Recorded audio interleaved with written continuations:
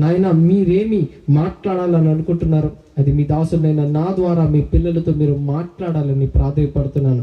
చెబుతున్న నాకు నీ ఆత్మ సహాయాన్ని, సమయోచితమైన మాటలను మీరు నాకు అనుగ్రహించి మీ పిల్లలకు మీ వాక్యాన్ని అర్థమయ్యే రీతిలో బోధించడానికి మీరే కృప చూపించాలని యేసయ్య అతి పరిశుద్ధ నామం పేరిట వేడుకొంచు ప్రార్థిస్తున్నాను తండ్రి, ఆమేన్. మంచిదండి, మరొకసారి మీ అందరికీ కూడా క్రీస్తు పేరట శుభములు తెలియపరచుకుంటున్నాను. దేవుని వాక్యాన్ని మనం అందరం కూడా ధ్యానిద్దాం. ఒక చిన్న మాట మీతో చెప్పాలి. బెంగళూరు పట్టణం నుంచి వచ్చానండి నేను. మా బెంగళూరు పట్టణంలో కొన్ని పరిస్థితులు ఎలా ఉంటాయో ఒక మాట మీకు చెప్పి నేను వాక్యంలోనికి తీసుకెళ్లాలని ఇష్టపడుతున్నాను. నాకు తెలిసిన ఒక అన్న ఉన్నాడు. ఆ అన్న రెస్టారెంట్లో పనిచేస్తాడండి. రెస్టారెంట్లో సో బెంగళూరులో ఎక్కువగా 5 స్టార్ రెస్టారెంట్స్ ఉంటాయి. ఆ రెస్టారెంట్స్లో పనిచేస్తాడు. ఆయన పని ఏంటనంటే, ఆయన చేసే పని ఏంటనంటే, ఏ కూరలు అయితే వండుతారో ఆ వండిన ఆ ఫ్రై కానీ ఆ కూరలు కానీ వాటన్నిటిని టేస్ట్ చూసి వీళ్ళు ఆ కూర ఎలా ఉందో చెప్పాలి. సో రోజు ఆయన పని ఏంటనంటే, ఉదయాన్నే వెళ్తాడు ఆఫీస్కి. సో అలా రెస్టారెంట్కి వెళ్ళగానే వాళ్ళు ఏం చేస్తారంటే చికెన్ ఫ్రై వండి పెడతారనమాట. వండి పెట్టగానే నేను ఏం చేయాలంటే ముందు దానిని నోట్లో వేసుకోవాలి. నోట్లో వేసుకొని టేస్ట్ చూడాలి. ఉప్పు, కారం, మసాలా అంతా కరెక్ట్గా ఉందా లేదని చూడాలి. చూసిన తర్వాత అంత కరెక్ట్గా ఉంది అని అన్నప్పుడు ఈయన ఏం చేయాలో తెలుసా? దాన్ని లోపల మింగడానికి లేదు. ఆయన లోపల మింగడానికి లేదు. చూసి నోట్లో పెట్టుకొని టేస్ట్ చూసి అంత కరెక్ట్గా ఉంది ఉమ్మేయని అంటారు. ఉమ్మేయాలి. ఉమ్మేసిన తర్వాత మళ్ళా నోరు కడుక్కో అని అంటారు. సరే అని నోరు కడుక్కుంటారు. నోరు కడుక్కున్న తర్వాత మళ్ళీ నెక్స్ట్ ఐటమ్ వస్తుంది అనమాట. ఇప్పుడు మటన్ ఫ్రై అని అంటారు. మటన్ వస్తుంది, మళ్ళీ మటన్ ముక్క నోట్లో వేసుకుంటారు. మళ్ళీ ఎంత తినాలనున్నా వాళ్ళు లోపల మింగడానికి లేదు. ఒకవేళ వాళ్ళు గనక లోపల మింగితే వాళ్ళకి ఉద్యోగాలు పోతాయి. ఎందుకనంటే టేస్ట్ మారిపోతుంది. దేని టేస్ట్ దానికి ఉంటుంది. కాబట్టి ఇప్పుడు ఏం చేయాలంటే మళ్ళీ నోట్లో వేసుకోవాలి. అంత కరెక్ట్గా ఉందో, ఉప్పు, కారం, మసాలా అంత కరెక్ట్గా పడింది ఉమ్మాయి మళ్ళీ ఉమ్మేస్తారనమాట. మళ్ళీ నోరు కడుక్కుంటారు. మళ్ళీ ఏం చేస్తారంటే ఇంకో ఐటమ్ వస్తుంది, ఫిష్ వస్తుంది. ఈసారి ఆ ఫిష్ ఫ్రై తీసుకుంటారు, నోట్లో వేసుకుంటాడు. అంత కరెక్ట్గా ఉందా, టేస్ట్ అంత కరెక్ట్గా ఉందా, టేస్ట్ అంత కరెక్ట్గా ఉందా, మళ్ళీ నోట్లో నుంచి ఉమ్మాయి. అంటే మింగడానికి లేదంటే లేదండి. సో ఉమ్మాయి అనగానే సరే అని చెప్పి మళ్ళీ ఉమ్మేస్తారు. మళ్ళీ ఏం చేస్తారో తెలుసా? నోరు కడుక్కుంటూ ఉంటారు. అన్నను ఒకసారి అడిగాను, అన్న ఈ జాబు నిజంగా చాలా అదృష్టం కదా, చాలా వెరైటీస్ మీరు టేస్ట్ చేస్తారు కదా అంటే ఆయన అన్న మాట ఏంటో తెలుసా? ప్రపంచంలో ఎవరికి లేని దౌర్భాగ్యం మాకే ఉంది. కనీసం నోట్లో పెట్టుకుని ఎంత కమ్మగా ఉంది, మింగేద్దామని అనుకునే లోపల ఉమ్మేయమని అంటారు. కాబట్టి మాకంటే దరిద్రం ఇంకొకరికి ఉండదు అని చెప్పి అంటున్నారు. ఈరోజు ఆ మాట ఎందుకు చెప్తున్నానంటే, బైబిల్లో ఒక మాట ఉంటుంది, యెహోవా ఉత్తముడని రుచి చూచి ఎరగాలంట. మనం అందరము రుచి చూచిన వాళ్ళమే. అయితే కొన్ని సందర్భంలో మనం కూడా ఉమ్మేస్తూ ఉంటాం. మనము కూడా కొన్నిసార్లు రుచి చూసి అబ్బా కమ్మగా ఉందని అనుకుంటాం. దాన్ని ఆస్వాదించాల్సిన మనము ఉమ్మేస్తూ ఉంటాం. ప్రభుని సరిగా అర్థం చేసుకోకుండా ఆయనని పక్కన పెడుతూ ఉంటాం. మన జీవితంలో చాలాసార్లు ప్రభుని మనం గాయపరచాం, చాలాసార్లు ప్రభుని మనం బాధపరచాం, చాలాసార్లు ప్రభుని విశ్వసించకుండా అవిశ్వాసంలోనికి మనం వెళ్ళాం. అయితే ఈరోజు కొన్ని మాటలు దేవుల్లో ఏ విధంగా మీరు ముందుకు సాగాలో, దేవుల్లో ఏ విధంగా బలంగా మీరు ముందుకెళ్లాలో, ఈ లోకంలో మనం బ్రతకడానికి మనకు కావాల్సింది ఏంటో వాటన్నిటినీ మీ ముందు ఉంచాలని నేను ఇష్టపడుతున్నాను. జాగ్రత్తగా కొన్ని మాటలు బైబిల్లో నుంచి మనం చూద్దాం. ఒకసారి మీరు అందరు కనుక చూడగలిగితే లూకా సువార్త 1వ అధ్యాయం 37వ వచనం ఒకసారి చూడండి. అక్కడ ఏమని రాయబడిందో. లూకా సువార్త 1వ అధ్యాయం 37వ వచనం. దేవుడు చెప్పిన ఏ మాటైనను నిరర్థకము కానేరదు. చాలండి. ఇప్పుడు మీరు జాగ్రత్తగా ఈ మాట ఆలోచించండి. దేవుడు చెప్పిన ఏ మాట అయినా సరే అది నిరర్థకము కాదు. ఏమండి, ఇది దేవుని మాటలు అంటారా? ఒప్పుకుంటారా? ఇది దేవుని మాటలేనా? అవునన్నా చేతులు ఎత్తండి. Very good. బైబిల్లో మనకు ఒక మాట కనపడుతుంది, ఆది యందు వాక్యం ఉండెను, వాక్యము దేవుని యొద్ద ఉండెను, వాక్యమే దేవుడే ఉండెను. సో ఇందులో రాయబడిన ఏ మాట కూడా తప్పిపోవడానికి లేదు. ఇందులో దేవుడు చెప్పిన ప్రతి మాట అక్షర సత్యం. దేవుడు ఏం చెప్పాడో అదే ఫైనల్ అన్నమాట. అయితే మన జీవితంలో దేవుని కోసం మనము గొప్పగా బ్రతకాలన్నా, దేవునికి దగ్గరగా జీవించాలన్నా మనకేం కావాలనంటే ఈ వాక్యమే. ఈ వాక్యమే చీకట్లో ఉన్న మనల్ని ఆశ్చర్యకరమైన వెలుగులోనికి నడిపిస్తుంది. ఈ వాక్యమే ప్రభు దగ్గరికి నడిపిస్తుంది. ఈ వాక్యమే పరలోకాన్ని చేరుస్తుంది. కాబట్టి ఈ విలువైన శ్రేష్టమైన వాక్యంలో రాయబడిన విషయాలను మనం జాగ్రత్తగా ఆలోచించండి. దేవుడి యొక్క మాటలు ఏది కూడా నిరర్థకము కాదంట. ఏమంటే బైబిల్ని దేవుడు టైంపాస్ కోసం ఇచ్చాడా అండి? టైంపాస్ కోసం ఇచ్చారా? కాదు కదా. ఏదో మీకు బోర్ కొట్టినప్పుడు, మీకు నిద్ర పట్టట్లేదు అని అన్నప్పుడు కూర్చొని చదువుకోండి, లేకపోతే మీకు ఫ్రీగా ఉంటేనే టైం అప్పుడే చదవండి అన్నట్టుగా ఇచ్చాడా? కాదు కదండి. ఇది ఎందుకు ఇచ్చాడు దేవుడు? దీవారాత్రములు ఏం చేయాలంటే బైబిల్ని ధ్యానించాలి. చదవడం కాదు, ఏం చేయాలి? ధ్యానించాలి. మాకు చదవడమే రాదు, ఇంకా ధ్యానించడం కూడానా అని అంటారా? ధ్యానించాలి అని అన్నాడనంటే ప్రతి మాటలో ఉన్న భావాన్ని గ్రహించమని అంటున్నాడు దేవుడు. అక్కడ నా మాటలు, అది శక్తి గల మాటల్ని నేను నీకు ఇచ్చాను కాబట్టి ఈ శక్తి గల జీవం గల ఈ మాటలో నువ్వు గనక ధ్యానించగలిగితే నీ జీవితం అద్భుతంగా ఉంటుంది అని దేవుడు తెలియపరుస్తున్నాడు. ప్రియులారా, కొన్ని మాటలు బైబిల్ గ్రంథంలో నుంచి మనము ధ్యానిద్దాం. ఈరోజు ఒక విషయం గురించి మీ అందరితో కూడా నేను పంచుకోవాలని నేను ఇష్టపడుతున్నాను. సరే, జాగ్రత్తగా చూద్దాం. ఒకసారి మత్తయి సువార్త 13వ అధ్యాయం చూడండి జాగ్రత్తగా ఏమని రాయబడిందో. మత్తయి సువార్త 13వ అధ్యాయం 58వ వచనం. వారి అవిశ్వాసమును బట్టి ఆయన అక్కడ అనేకమైన అద్భుతములు చేశాడా? 3 సార్లు అడిగానంటే ఏదో విషయం ఉందని మీరు అర్థం చేసుకోవాలి. అక్కడ వారి విశ్వాసాన్ని బట్టి కాదు, అక్కడ ఏమని రాయబడింది? వారి అవిశ్వాసంని బట్టి యేసుప్రభు అంట అనేకమైన అద్భుత కార్యాలు చేయలేదంట. అంటే మీరు ఒక మాట చెప్పండి, అవిశ్వాసం ఉన్న చోట యేసు ప్రభు అద్భుతాలు చేస్తాడా? చెయ్యడు. అవిశ్వాసం ఉన్న చోట దేవుని కార్యాలు చూడొచ్చా? చూడలేము. అవిశ్వాసం ఉన్నప్పుడు, అవిశ్వాసపు మాటలు ఉన్నప్పుడు అక్కడ దేవుడు ఆ ప్రార్థనలకు జవాబిస్తాడా? ఇవ్వడు. అంటే ఈ మాటల్ని బట్టి మనకు అర్థమైంది ఏంటంటే అవిశ్వాసం ఉన్న చోట దేవుడు తన కార్యాలను చేయడంట. ప్రియుల, ఎన్నిసార్లు దేవుడు చెప్పుకుంటాడండి, నమ్ముట నీ వలనైతే నమ్మువానికి. అమ్మ, మనకి ఎందుకు తెలియదు ఈ వాక్యాలు? చాలా బాగా తెలుసు, బలంగా బుద్ధి మరి చెప్తా. ఏమని? నమ్ముట నీ వలనైతే నమ్ము వారికి సమస్తము సాధ్యం అని. అలా అంత నమ్మకం మనకు నిజంగా ఉందా? వాక్యం చెప్పినంత ఈజీగా మన విశ్వాసం అంత బలంగా ఉందా? ఒకసారి ఆలోచించండి. మనం ఎక్కడ వెనకడుగు వేస్తున్నామంటే విశ్వాసం అనే విషయంలో సంపూర్ణంగా లేం. మనం యెహోవా ఉత్తముడని రుచి చూచాం, కానీ ఆయన ఏం చేయగలడో కూడా బాగా తెలియాలండి. ఆయన ఎలాంటి కార్యాలు చేయగలడో కూడా బాగా తెలియాలండి. అవి తెలిసినప్పుడే అద్భుతమైన ఆశ్చర్య కార్యాలు మన జీవితంలో మనం చూడగలం. మీరు చూడండి, దేవుడు ఏం చేశాడంటే మోషే గారిని, తర్వాత 20 లక్షల మంది, సుమారుగా రఫ్గా 20 నుంచి 30 లక్షల మంది జనాభాని ఆయన ఎర్ర సముద్రం నుంచి ఐగుప్తు నుంచి బయటికి తీసుకొచ్చాడు. బయటికి తీసుకొచ్చిన తర్వాత ఆయన ఒక దగ్గర ఆగండి అని అంటాడు. ఇహాహిరోదు అనే ఎదుట ఉన్న మిగ్దోలు సముద్రం మధ్య అక్కడ ఒక ప్రాంతం ఉంటే ఆ ప్రాంతం మధ్యలో ఆగిపోండి అని అంటాడు ఆ ఇజ్రాయెల్ జనాంగానికి. సరే అని చెప్పి వాళ్ళు అక్కడికి వచ్చి ఆగారండి. అక్కడికి వచ్చి ఆగినప్పుడు అక్కడ ఏం జరిగిందో ఇప్పుడు జాగ్రత్తగా మీ కళ్ళతో చూడండి. ఆ సందర్భం ద్వారా దేవుడు మనతో మాట్లాడాలని ఇష్టపడుతున్నాడు. అక్కడ ఏం జరిగిందో జాగ్రత్తగా చూద్దాం. నిర్గమకాండం 14వ అధ్యాయం 1వ వచనం చూడండి. నిర్గమకాండం 14వ అధ్యాయం 1వ వచనం.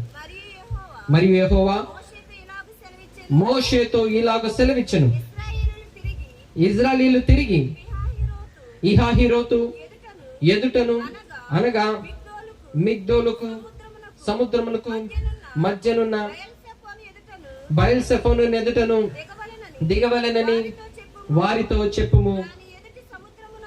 దాని ఎదుటి సముద్రమునొద్ద వారు దిగవలెను. చాలండి. ఇప్పుడు సందర్భం ఏంటంటే దేవుడు అక్కడికి వచ్చేసరికి బయల్సెఫోను ఎదుట అక్కడ ఆ ప్రాంతంలో వాళ్ళు నివసించాలి, అక్కడ దిగమని చెప్పు, అక్కడ ఉండమని చెప్పు అని మోషే గారితో చెప్పాడు. మొత్తానికి మోషే గారు ఆ జనం అంతా తీసుకెళ్లి అక్కడ నివసించారు. అక్కడ ఉన్నారు వాళ్ళు.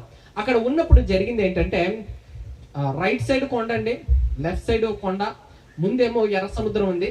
వెనకాల ఇప్పుడు ఏం జరుగుతుందని అంటే ఆ ప్రాంతంలో నివసిస్తే వాళ్ళు మళ్ళీ వెనక్కి రావాలని అంటే ఒకే ఒక దారి ఉందన్నమాట. వెనక్కి నుంచి రావడానికి ఇంకా అది ఐగుప్తుకు పోయే దారి అనమాట అది. అయితే ఇప్పుడు ముందుకు వెళ్తే ఎర్ర సముద్రం, రైట్ సైడ్ ఏమో పెద్ద పర్వతము, లెఫ్ట్ సైడ్ ఏమో ఇంకో పర్వతం. అయితే ఈ విషయము ఐగుప్తు రాజు అయిన ఫరో రాజుకి తెలిసినప్పుడు ఆ ఫరో రాజు ఏం చేశాడో జాగ్రత్తగా చూడండి. ఆ 3వ వచనంలో ఆ ఫరో రాజు ఏం చేశాడో చూడండి. ఫరో ఇశ్రాయేలీయులను గూర్చి వారు ఈ దేశంలో చిక్కుబడి ఉన్నారు, అరణ్యము వారిని మూసివేసినని అనుకొనెను.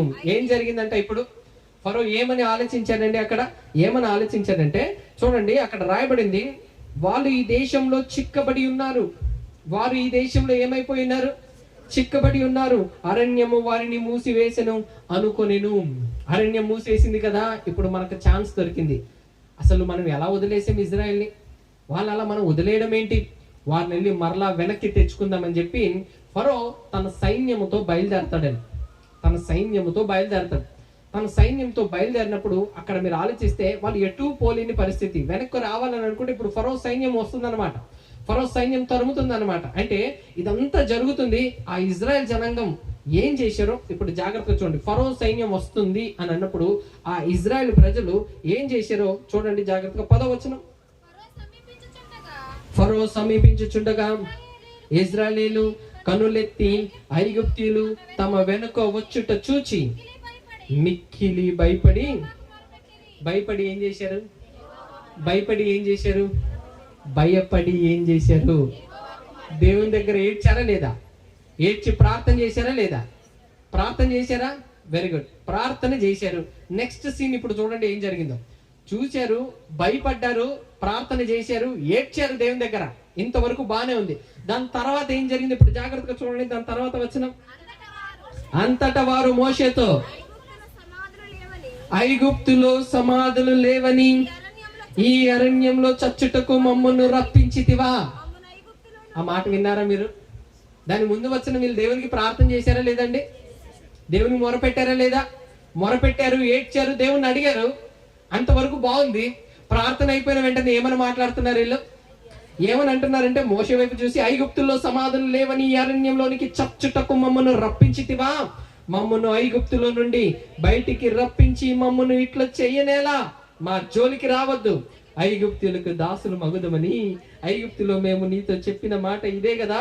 మేము ఈ అరణ్యమునందు చచ్చుట కంటే ఐగుప్తులకు దాసులు మగుటే మేలని చెప్పిరి. ప్రార్థన చేశారు. దేవునికి ప్రార్థన చేసిన తర్వాత వీళ్ళ డైలాగులు చూడండి ఎలా ఉందో. విశ్వాసపు మాటలు వచ్చాయా, అవిశ్వాసపు మాటలు వచ్చాయా చెప్పండి నాకు.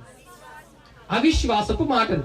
ప్రార్థన చేశారు కానీ తర్వాత జరిగింది ఏంటంటే అవిశ్వాసపు మాటలు. మీరు చెప్పండి, యెహోవా ఉత్తముడని వీళ్ళు రుచి చూచారా లేదు చెప్పండి. 10 తెగుళ్ళు పంపించాడండి దేవుడు.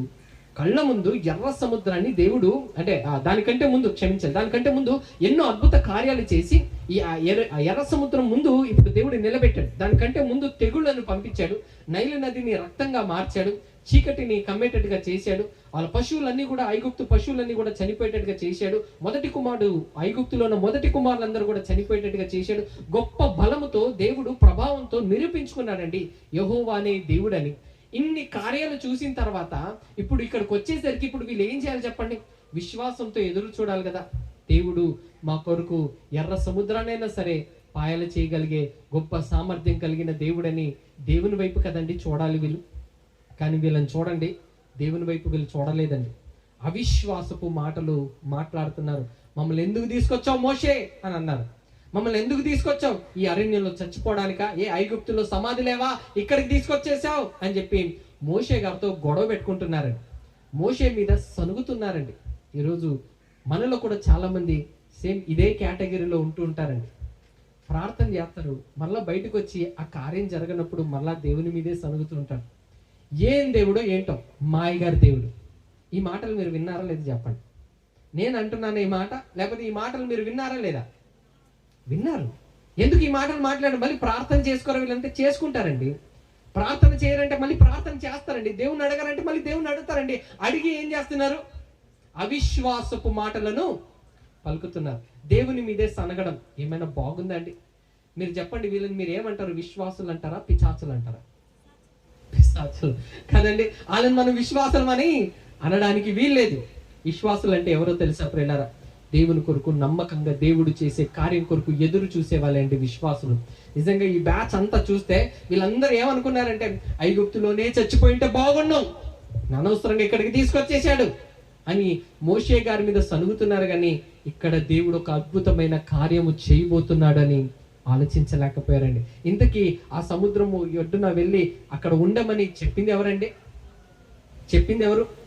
దేవుడే కదా. ఇప్పుడు ఈ సమస్య ఎంత రావడానికి కారణం ఎవరు చెప్పండి? దేవుడే కదా. అంటే దేవుడు అక్కడ నిలబడమని చెప్పాడు. ఎందుకు అక్కడే నివసించమని అన్నాడంటే దేవునికి ఒక ప్రణాళిక ఉంది. అసలు ఈ సమస్య ఎందుకు వచ్చిందంటే దేవునికి ఒక ప్రణాళిక ప్రణాళిక ఉంది. ఆ ప్రణాళిక ఏంటో దేవుడు ఏం చేయాలని అనుకున్నాడో చూడండి. ఆ 3వ అధ్యాయం, క్షమించాలి 14వ అధ్యాయం, నిర్గమకాండం 14వ అధ్యాయం 6వ వచనం ఒకసారి 7వ వచనం నుంచి చదువుకుందామండి ఒకసారి.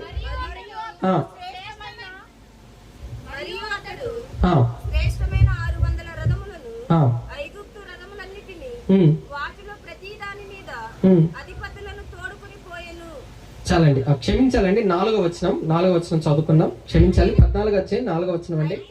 అయితే నేను ఫరో హృదయమును కఠినపరచెదను, అతడు వారిని తరుమగా నేను ఫరో వలనను అతని సమస్త సేన వలనను మహిమ తెచ్చుకొందును, నేనే యెహోవానని ఐగుప్తులందరూ తెలుసుకొందురనెను. వారు అలాగూ దిగిరి. అసలు ఎందుకు దింపాడండి దేవుడు వాళ్ళని అక్కడ? నేనే దేవుడిని, నేనే యెహోవాని అని ఐగుప్తులకి తెలియాలి కదా. కాబట్టి వాళ్ళని నేను రప్పిస్తాను. వాళ్ళ కళ్ళ ముందే నేను ఏం చేస్తానంటే ఎర్ర సముద్రాన్ని చీలుస్తాను. అలా చూసినప్పుడు యెహోవా దేవుడికి తప్ప ఈ కార్యం ఏ దేవుడు ఏ దేవతలు చేయలేరని వాళ్ళు తెలుసుకుని లాగున, నేనే నిజ దేవుడని సత్య దేవుడని వాళ్ళు తెలుసుకుని లాగున వారికి ఆ సువార్త అందడానికి దేవుడు ఏం చేశాడు? ఆ సమస్యను రప్పించాడు. అంటే ఐగుప్తులు వారి వెనకాల వచ్చేటట్టుగా దేవుడు చేశాడు. ఇప్పుడు సమస్య వచ్చి రావడం మంచిదంటారా చెడ్డదంటారా చెప్పండి? సమస్య మంచిదేనా? సమస్య మంచిదేనా? మంచిదే. సమస్య ఉంది, ప్రాబ్లం ఉంది, ఐగుప్తులు తరుముతున్నారు. అయితే దానికి సొల్యూషన్ దేవుడు రెడీగా పెట్టుకున్నాడా లేదు చెప్పండి? దేవుని దగ్గర ఆన్సర్ రెడీగా ఉంది. ఇప్పుడు ప్రాబ్లం వచ్చింది, ఐగుప్తులు తరుముతున్నారు. సొల్యూషన్ ఏంటండి? దానికి సొల్యూషన్ ఏంటంటే ఎర్ర సముద్రాన్ని పాయలుగా చేయడం. ఇది సొల్యూషన్. దేవుని దగ్గర ఈ సొల్యూషన్ ఉంది. అయితే ఇప్పుడు ఈ ప్రజలందరూ సమస్యని చూశారండి, సమస్య వైపే చూశారు కానీ దేవుని వైపు చూడలేదండి. ప్రియులారా, ఒకవేళ మీరు కూడా ఈరోజు సమస్య వైపు చూస్తున్నారేమో. సమస్యలు చూడడం వల్ల అయ్యో వాళ్ళు తరుముతున్నారు నన్ను, నా ఆర్థిక ఇబ్బందులు పరిస్థితులు బాగాలేదు, నా అప్పుల పరిస్థితులు బాగాలేదు, నా అనారోగ్య పరిస్థితి బాగాలేదు, మా ఇంట్లో ఉన్న వాళ్ళ పరిస్థితి బాగాలేదు అని చెప్పి నువ్వు కూడా బహుశా ఆ సమస్యల్ని చూసి భయపడుతున్నావేమో. దేవుడు అంటున్నాడు, ఆ సమస్య ఎందుకు వచ్చిందో తెలుసా? నా నామ ఘనత కొరకే, నా నామ కీర్తి కొరకే ఆ సమస్య వచ్చింది. ఆ సమస్యకు నేను ఆల్రెడీ సొల్యూషన్ పెట్టాను. విశ్వాసానికి కర్త అయిన నా వైపు చూసినప్పుడు ఆ కార్యాన్ని నేను నీ కొరకు చేసి పెడతానని అంటున్నాడు దేవుడు. అయితే నువ్వు ఎవరి పక్షాన నిలబడ్డావు? ఇక్కడ మనం జాగ్రత్తగా ఆలోచిస్తే మోషే గారే అండి, మోషే, యెహోషువ గారు, అహరోను గారు వాళ్ళు మాత్రమే విశ్వాసంలో కలిగి ఉన్నారు. కానీ మిగతా ప్రజలందరూ కూడా ఐగుప్తులకి దాసులం అయిపోదాం, వెనక్కి వెళ్ళిపోదాం అని ఆలోచించారు ప్రియులారా. అంటే వాళ్ళందరూ అవిశ్వాసులు అండి, అవిశ్వాసులు. కానీ మోషే ఒక్కడు మాత్రం ఏం చేశాడు తెలుసా? విశ్వాసానికి కర్త అయిన క్రీస్తు వైపు చూసి దేవుడు సమస్యలున్న చోటే అద్భుతాలు చేయగలడు, అసాధ్యమైన వాటిని కూడా సాధ్యపరచగలడని కర్రెత్తాడు. ఎర్ర సముద్రం కూడా ఏమైపోయింది ప్రియులారా? పాయలైపోయిందండి. మీరు చెప్పండి, ఇది సాధారణమైన సర్వసాధారణమైన కార్యమైంది కాదు కదా. ఎంత గొప్ప అద్భుతం అండి ఇది. కానీ విని ఎరగని ఒక గొప్ప ఆశ్చర్యకరమైన కార్యము దేవుడు ఆ రోజు ఆ ప్రజల మధ్య చేశాడు. అలా చేయడానికి గల ప్రధానమైన కారణం ఏంటంటే యెహోవాను నేనే అని ఆ ఐగుప్తులకు తెలియడానికి కోసంగా దేవుడు ఆ కార్యం చేశాడంట. మన జీవితంలో సమస్యలు వస్తాయి. మన జీవితంలో ఇదిగో ఐగుప్తు లాంటి వాళ్ళు తరుముతూ ఉంటారు. వాళ్ళు అలా తరుముతున్నారంటే ఎందుకనంటే ఆయన నామానికి ఘనత తీసుకురావడానికి. అయితే నువ్వు ఎటువైపు నిలబడతావు అనేది ఇంపార్టెంట్. విశ్వాసుల వైపు, మోషే వైపు, అహరోను వైపు, యెహోషువ గారి వైపు, కాలేబ్ గారి వైపు, వీరి వైపు నిలబడతావా? లేకపోతే అవిశ్వాసులైన ప్రజలను చూసారా వాళ్ళ వైపు నిలబడతారా? ఎవరి వైపు నిలబడతారో ఈ రోజు మీరు ఆలోచించాలి ప్రియులారా. మీరందరూ యెహోవా ఉత్తముడని రుచి చూచారు కదా. రుచి చూచినప్పుడు, సమస్య వచ్చినప్పుడు భయపడకండి, కష్టాలు వచ్చినప్పుడు బాధపడకండి, కృంగిపోకండి. దేవుడు ఏం చేస్తాడో, దేవుడు చేస్తాడో లేదో, నా ప్రార్థన వింటున్నాడో లేదో ఈ అనుమానాలు పెట్టుకోకండి ప్రియులారా.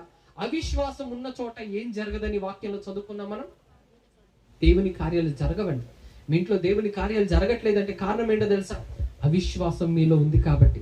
జరుగుతుందో లేదో అన్న అపనమ్మకం మీలో ఉంది కాబట్టి, ఇది అవ్వదులే, ఇది కాదులే, ఇది కుదరదులే అని నువ్వు అనుకుంటున్నావు కాబట్టే అవిశ్వాసం ఉన్న చోట గొప్ప గొప్ప కార్యాలు జరగవు ప్రియులారా. బైబిల్లో దేవుడు అంటాడు, ఇద్దరు ఎక్కడైతే కూడి ఏకీభవించి ప్రార్థిస్తారో ఆ ప్రార్థన నేను ఆలకిస్తాను అని అన్నాడు. ఇద్దరు కలిసి ఏకీభవించి ప్రార్థించాలంట.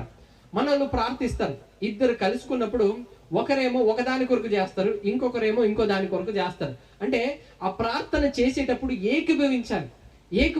నేను చాలా మందిని చూసినప్పుడు అడుగుతుంటాను అనమాట. దంపతులు కానీ కొంతమంది వివాహమైన వాళ్ళు కానీ వస్తున్నప్పుడు, మీరు ఇద్దరు కూడా ఏకీభవించి ప్రార్థిస్తారా, కలిసి ప్రార్థిస్తారంటే, అయ్యో అయ్యగారు ఎందుకు చేసుకోమండి, కలిసి ప్రార్థించుకుంటాం అని చెప్పి అంటూ ఉంటారు. ఒక సందర్భంలో నేను చూశానండి, భార్య చాలా భారం కలిగి ప్రార్థిస్తుంటే పక్కన భర్త మాత్రం దిక్కులు చూస్తూ ఇటు అటు ఇటు ఇటు తల తిప్పేస్తున్నాడు. తిప్పి కాసేపు ఆవలింతలు వచ్చేస్తున్నాయి, ఏం చేసుకుంటున్నాడు, కాసేపు అవుతుంది టైం చూసుకుంటున్నాడు, మళ్ళీ ఇట్లా ప్రార్థనలో కళ్ళు మూసుకున్నాడు. ఆమెమో భారంగా చేస్తుంది, ఈయన ఏం చేస్తున్నాడు, దిక్కులు చూసుకుంటూ టైం చూసుకుంటూ ఎప్పుడు అయిపోయేస్తుందా అన్నట్టుగా చూస్తున్నాడు. ఇప్పుడు మీరు చెప్పండి, ఇది ఏకీభవించి చేసే ప్రార్థన అంటారా మీరు? ఇది ఏకీభవించి చేసే ప్రార్థన కాదు కదా. ఇప్పుడు విశ్వాసంతో ఒకరు ప్రార్థన చేస్తున్నప్పుడు ఆ విశ్వాసానికి ఇంకొక విశ్వాసి జత కలిసినప్పుడు, తోడైనప్పుడు, అవును ప్రభా ఈ కార్యం జరగాలి అని ప్రార్థన చేసినప్పుడే కదండి ఆ కార్యాలు తీరుతాయి, ఆ కార్యాలు జరుగుతాయి. దేవుని కొరకు గొప్ప గొప్ప కార్యాలు జరగాలంటే విశ్వాసము చాలా అవసరము ప్రియులారా. నేను ఉత్తముడని, యెహోవా ఉత్తముడని రుచి చూచాను, కానీ దాన్ని నిజంగా ఆస్వాదించకపోతే ఎందుకు చెప్పండి? ఊరికే ఉమ్మేస్తే ఎందుకు చెప్పండి? దానిని ఆస్వాదించగలగాలి. మనం అలా ఆస్వాదించగలగాలంటే విశ్వాసంతో అడుగులు వేయాలండి. అవిశ్వాసం ఉన్న చోట రాసి పెట్టుకోండి, మీ ప్రార్థనలకు జవాబు రాదు. అవిశ్వాసంతో ప్రార్థన చేస్తున్నారా? జాగ్రత్తగా వినండి. అవిశ్వాసంతో చేసే ప్రార్థనకి ఎప్పుడూ జవాబు రాదు. కొంతమంది ఉంటారు, ప్రార్థిస్తారండి, ప్రార్థించి దేవునికి చెప్పుకున్న తర్వాత మరలా ఏంటో ఏమో దేవుడి సమస్య తీరుతాడో లేదో అని చెప్పి ఎక్కువ చింతిస్తుంటారు. నా కోడలి పరిస్థితి ఇలా ఉంది, మా అల్లుడి పరిస్థితి ఇలా ఉంది, నా కొడుకు పరిస్థితి ఇలా ఉంది, నా కూతురు పరిస్థితి ఇలా ఉంది. ప్రార్థిస్తారు, మరలా ఏం చేస్తారు, అదే సమస్య గురించి ఆలోచించుకొని బాధపడుతుంటారు. మళ్ళీ చర్చకు వస్తారు, చర్చకు వచ్చి పాట పాడతారు, దేవుని మంచిగా ఆరాధిస్తారు. ఏమని తెలుసా? చింతలన్నీ తీరేనయ్యా నిన్ను చేరగా, ఎంత మంచి దేవుడు వేసయ్యా పాడతారు. మళ్ళీ ఇంటికి వెళ్ళగానే అదే సమస్యను గురించి ఏం చేస్తుంటారు, చింతిస్తుంటారు. ఎక్కడండి చింతపోయిందా అంటే పాటల వరకేనా, పెదవుల వరకేనా? చింతిస్తూ కూర్చుంటే కార్యాలు జరగవు ప్రియులారా, కార్యాలు జరగండి. అందుకే దేవుడు మనకున్న అవిశ్వాసాన్ని బట్టి కొన్ని పాఠాలు నేర్పించాలని అనుకుంటున్నాడు. యేసు ప్రభు గారిని మనం చూస్తే ఆయన ఒకసారి ఏమన్నాడంటే, ఆకాశ పక్షులను చూడండి. ఒకసారి ఆ సందర్భం చూద్దాం. మీరు కూడా ఒకసారి ఆ ఆకాశ పక్షుల గురించి దేవుడు ఏమన్నాడో బైబిల్లో చూడండి ఒకసారి. మత్తయి సువార్త 6వ అధ్యాయం 26వ వచనం. మత్తయి సువార్త 6వ అధ్యాయం 26వ వచనం. ఆకాశ పక్షులను చూడండి, అవి విత్తవు కోయవు, కొట్లలో కూర్చుకొనవు, అయినను మీ పరలోకపు తండ్రి వాటిని పోషించుచున్నాడు. చాలండి. వేటిని చూడమన్నాడు ప్రభు? ఆకాశ పక్షులు. మత్తయ్య గారు ఇలా రాశారు కదా, ఆకాశ పక్షులను చూడండి అని మత్తయ్య గారు రాశారు. ఇప్పుడు జాగ్రత్తగా లూకా గారిని అడిగితే ఇదే సందర్భాన్ని లూకా గారు ఏం రాశారో, ఎవరి గురించి రాశారో జాగ్రత్తగా చూడండి. లూకా గారు ఏం రాశారో, లూకా సువార్త 12వ అధ్యాయం 24వ వచనం చూడండి. అక్కడ ఏమని రాయబడిందో, లూకా సువార్త 12వ అధ్యాయం 24వ వచనం. కాకుల సంగతి విచారించి చూడుడి, అవి విత్తవు కోయవు, వాటికి గరిసె లేదు, కొట్టు లేదు, అయినను దేవుడు వాటిని పోషించుచున్నాడు. మీరు పక్షుల కంటే ఎంతో శ్రేష్ఠులు. ఇప్పుడు చెప్పండి, యేసు ప్రభు పర్టికులర్గా దేని గురించి మాట్లాడాడండి? కాకుల గురించి మాట్లాడాడు. కాకుల గురించి అంటే ఒక మాట అడుగుతాను, చెప్పండి. మీలో ఎవరైనా కాకులను పోషిస్తున్నారా? ఎవరైనా? లేరు కదండి. కాకులు ఎవరైనా పోషిస్తారండి? జనరల్గా ఆలోచిస్తే కాకి ఎవరైనా ఆహారం పెడతారండి? కాకిని ఎవరైనా పోషించుకుంటారా? లేదు కదా. నిజంగా ఆలోచిస్తే కాకి గురించి మనం ఆలోచిస్తే మనుషుల నుంచి విసర్జింపబడిన పక్షి అండి. మనుషులు ఎవ్వరు కూడా కాకిని ఇష్టపడరండి, మనుషులు ఎవరు కూడా కాకిని పోషించరండి, మనుషులు ఎవ్వరు కూడా కాకి గురించి పట్టించుకోరండి. కానీ దేవుడు ఏమన్నాడు తెలుసా? మనుషులందరి చేత విసర్జింపబడిన కాకిని చూడు, మనుషులందరిలో ఏ ఒక్కరు కూడా పోషించని ఆ కాకిని చూడు. ఎవరి చేత అయితే విసర్జింపబడిందో, ఎవరైతే దానిని పట్టించుకోరు అలాంటి కాకిని నేను పట్టించుకుంటున్నాను అని అంటున్నాడు దేవుడు. నేను పోషిస్తున్నాను అని అంటున్నాడు దేవుడు. అంటే మనుషులు పట్టించుకొని దానినే దేవుడు పట్టించుకొని వాటికి దేవుడు ఆహారం ఇస్తున్నాడంటే వాటికంటే శ్రేష్ఠులము కాదా ప్రియులారా? దేవుడు మనకి ఏం నేర్పిస్తున్నాడో తెలుసా? బహుశా ఈరోజు మీ పిల్లలు మిమ్మల్ని పట్టించుకోవట్లేదేమో, మీ బంధువులు మిమ్మల్ని పట్టించుకోవట్లేదేమో, అందరూ మిమ్మల్ని వెలివేసేసారేమో, అందరూ మిమ్మల్ని దూరంగా పెట్టేశారేమో, అందరూ మిమ్మల్ని అయిష్టంగా చూస్తున్నారేమో. దేవుడు అంటున్నాడు, ఇదిగో ప్రజలందరూ కూడా కాకులనే దూరం పెట్టినప్పుడు, కాకినే పట్టించుకున్నప్పుడు ఆ కాకి గురించి నేను పట్టించుకుంటున్నానని అంటే నీ గురించి నేను ఇంకా ఎక్కువగా పట్టించుకుంటానని అంటున్నాడండి దేవుడు. నీ గురించి ఇంకా ఎక్కువగా నేను పట్టించుకుంటున్నాను. నువ్వు అనుకుంటున్నావు నన్ను దేవుడు ఇష్టపడుతున్నాడో లేదు, నన్ను దేవుడు ప్రేమిస్తున్నాడో లేదు, దేవుడు నా ప్రార్థన వింటున్నాడో లేదు అని నువ్వు అనుకుంటున్నావు. కానీ దేవుడు ఏమంటున్నాడో తెలుసా? ఏనాడు నేను నిన్ను ప్రేమించడం మానేలేదు, ఏనాడు నా ప్రేమను నీకు చూపించకుండా నేను ఉండలేదు. నువ్వు ఇంకా సజీవ లెక్కలో ఉండి శ్వాస పీల్చుకుంటున్నావంటే దేవుని కృప, దేవుని ప్రేమ ఇంకా నీ మీద ఉంది, ఇంకా నీ మీద ఉంది. దేవుడు నీ కొరకు సమస్తమైన గొప్ప కార్యాలు నీ కొరకు చేయాలని అనుకుంటుంటే నీవు మాత్రం అవిశ్వాసంతో ఉండిపోయావు. చూసావా? ఆ అవిశ్వాసాన్ని బట్టే దేవుడు మీ జీవితంలో అద్భుతాలు చేయలేకపోతున్నాడండి. ఆ అవిశ్వాసాన్ని బట్టే దేవుడు మీ జీవితంలో అద్భుతమైన ఆశ్చర్య కార్యాలు చేయలేకపోతున్నాడండి. కాబట్టి విశ్వాసంతో ఉండండి ప్రియులారా, విశ్వాసంతో అడగండి దేవుణ్ణి. ఎప్పుడైతే మీరు విశ్వాసంతో దేవునికి ప్రార్థన చేసి దేవుణ్ణి అడుగుతారో అప్పుడే అద్భుతమైన ఆశ్చర్య కార్యాలు మీ జీవితంలో మీరు చూడగలుగుతారు. ఇంకా మనం ఈ కాకుల గురించి చూస్తే చూడండి, కాకులకు మనం ఎవరు పట్టించుకోము, ఎవరు అన్నం పెట్టము, ఎవరు ఆహారం కూడా పెట్టము. కానీ అలాంటి వారికి నేను ఆహారం ఇస్తానని అంటున్నాడు దేవుడు. ఇంకా మనం చూడగలిగితే యోబు గ్రంథం 38:41 చూడండి, అక్కడ ఏమని రాయబడిందో. యోబు గ్రంథం 38:41 తిండి లేక తిరుగులాడుచు కాకి పిల్లలు దేవునికి మొరపెట్టినప్పుడు కాకి ఆహారము సిద్ధపరచువాడు ఎవడు? చూడండి, కాకి పిల్లలంట ఆకలి అవుతున్నప్పుడు ఏం చేస్తుందంట? అరుస్తుందంట. అది అరిచినప్పుడు దానికి ఆహారం పెట్టేది ఎవరండి? దేవుడు అంటండి. ఆహారం సిద్ధపరిచేది ఎవరు? దేవుడు అంటండి. మనము పావురాన్ని పెంచుకుంటాం, ఇంకా చాలా చాలా వాటిని మనం పెంచుకుంటాం పక్షులలో, కానీ కాకిని మనం పెంచుకోమండి, కాకిని మనం పట్టించుకోమండి. కానీ అలాంటి కాకి కూడా ఆహారం పెట్టేది నేనే అని అంటున్నాడండి దేవుడు. నేనే ఆహారం పెడతాను అని అంటున్నాడండి దేవుడు. వాటినే దేవుడు ఆహారం ఇచ్చి పోషిస్తున్నప్పుడు నీకు అన్నం పెట్టలేడా దేవుడు? నిన్ను పోషించలేడా దేవుడు? నీ ఆర్థిక సమస్యల నుంచి, ఇబ్బందుల నుంచి బయటికి తీసుకురాలేడా దేవుడు? ఖచ్చితంగా తీసుకొస్తాడండి. నమ్మకం ఉండాలి ప్రేమ, విశ్వాసం ఉండాలండి. దేవుని కోసం బ్రతికినప్పుడు దేవుడే అన్ని చూసుకుంటాడండి. మనకు వాక్యాలు బాగా తెలుసు. ఆయన నీతిని, ఆయన రాజ్యాన్ని ఎప్పుడు వెతకాలి? చివరిలో వెతకాలి, మొదట వెతకాలి. మొదట వెతికినప్పుడు ఏం జరుగుతుంది? మిగతావన్నీ సమస్తం అనుగ్రహించబడుతుంది కదా. మనకు వాక్యాలు తెలుసు, కానీ మన జీవితంలో మనం అప్లై చేయలేకపోతున్నామండి. అందుకే అవిశ్వాసం ఉన్న చోట దేవుని కార్యాలు జరగవంటండి, జరగవు. విశ్వాసము కావాలి ప్రియుల, విశ్వాసము కావాలి. నేను ఇలాగే ఒక మీటింగ్కి వెళ్ళినప్పుడు అక్కడ ఒక పెద్ద ఆయన అండి, ఆయన బ్రాహ్మణ్ కుటుంబానికి చెందిన ఆయన సాక్ష్యాన్ని ఆయన పంచుకున్నాడు. ఆయన సాక్ష్యాన్ని పంచుకున్నప్పుడు, ఆయన సాక్ష్యాన్ని విన్నప్పుడు నేను చాలా ఇన్స్పైర్ అయినండి ఆ సాక్ష్యం ద్వారా. అది మీతో పంచుకోవాలని అనుకుంటున్నాను. ఏం జరిగిందంటే, ఆ బ్రాహ్మణ్ కుటుంబానికి చెందిన ఆ వ్యక్తి, ఆయనకు ఒక కొట్టు ఉండేదంట. సో ఒక అంగడి ఉండేది, ఒక కొట్టు. ఆ అంగడిలో ఆయన అన్ని కూడా రేషన్లు అవన్నీ కూడా అమ్మేవాడు అన్నమాట. అయితే వాళ్ళ వీధంతా కూడా ఉన్నది ఎవరంటే అన్యులే. ఆ వీధంతా అన్యులు ఉన్నారు. ఒకే ఒక కుటుంబం అండి, ఒకే ఒక కుటుంబము దేవుని నమ్మింది. సో వాళ్ళు ఎప్పుడైతే యేసు ప్రభు రక్షకుడు అని తెలుసుకున్నారో ఆ కుటుంబం మాత్రము క్రీస్తుని అంగీకరించారు. క్రీస్తుని అంగీకరిస్తే ఆ కుటుంబంలో ఉన్న వాళ్ళందరూ, అంటే చుట్టూ ఉన్న వాళ్ళందరూ కూడా ఏమని మాట్లాడారనంటే, ఎందుకు మీరు యేసు ప్రభు నమ్మారు? కులం తక్కువ దేవుడు, లేకపోతే అన్య దేవుడు, బయట విదేశీ దేవుడు, ఆయన ఎందుకు మీరు నమ్ముకున్నారు అని చాలా మంది ఆ కుటుంబాన్ని ప్రశ్నించారు. బట్ అయినప్పటికీ కూడా వాళ్ళు మాకు యేసే రక్షకుడు అని స్థిరంగా నిలబడ్డారండి. అయితే ఆ కుటుంబంలో 4 ఉన్నారు, భార్య, భర్త, 2 పిల్లలు. అందులో ఆ భర్తకు ఏం జరిగిందంటే, వెళ్ళే దారిలో ఆయనకి యాక్సిడెంట్ అయిందండి. యాక్సిడెంట్ అయింది, ఆ భర్త చనిపోయాడు. చనిపోయేసరికి ఆ వీధులలో వాళ్ళు ఆ భర్తను, లేకపోతే ఆ వ్యక్తిని వాళ్ళు అక్కడ పెట్టినప్పుడు చుట్టూ ఉన్న వాళ్ళందరూ ఏమని అన్నారని అంటే, ఒక మాట అన్నారండి ఆవిడను, ఇదిగో మీరు ఎప్పుడైతే ఈ దేవుణ్ణి నమ్మారో, యేసు ప్రభుని నమ్మారో, అలా నమ్మినందుకే ఈ భర్త చనిపోయాడు అని చెప్పి వాళ్ళందరూ మాట్లాడారండి. వాళ్ళందరూ మాట్లాడారు. మీరు చెప్పండి, భర్త చనిపోయినప్పుడు ఆ భార్య ఎంత కృంగిపోయి ఉంటుందో ఒకసారి ఆలోచించండి. ఆ భార్య ఎంత వేదన గుండా వెళ్ళి ఉంటుందో ఒకసారి ఆలోచించండి.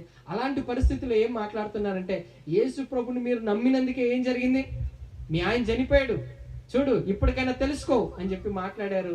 పాపం ఆమె ఏడుస్తూ మౌనంగా ఉండిపోయిందండి. నిజంగా ఇలాంటి పరిస్థితుల్లో మనల్ని అందరినీ అంటుంటే మనసుకు ఎంతో నొప్పి కలుగుతుంది కదండి, ఎంతో బాధ కలుగుతుంది కదా. ఎందుకు ప్రభువా నాకు అన్యాయం చేశావు, ఇదే కదండి మనం అనేది.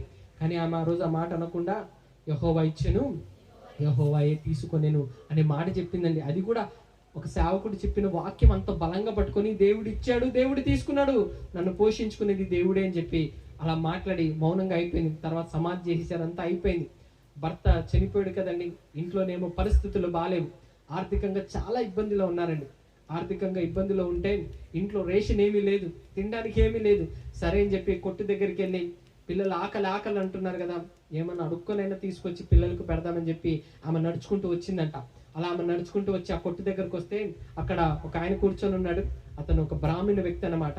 సో అతను కూర్చొని ఉంటే, ఇదిగో కులం తక్కువ దేవుని వీళ్ళు నమ్ముకున్నారు కదా, యేసు ప్రభుని నమ్ముకున్నారు కదా, కాబట్టి ఈమెతో కాసేపు ఆడుకుందాం అని అనుకున్నాడంట.